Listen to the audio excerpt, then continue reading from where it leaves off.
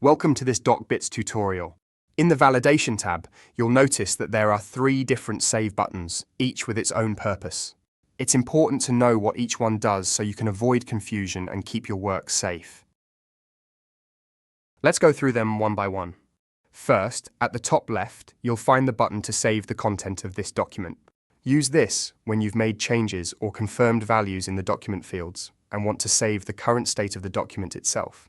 Next, at the bottom left, there's a Save button that's used to save the rules for the validation. This is helpful if you've created or edited validation rules, like defining required fields or setting conditions, and want to apply them again in the future. And finally, at the bottom right, just below the extraction table, there's another Save button. This one is specifically for saving the rules related to the extraction table. So, if you've mapped new fields or adjusted extraction logic for line items, that's the button you'll want to click.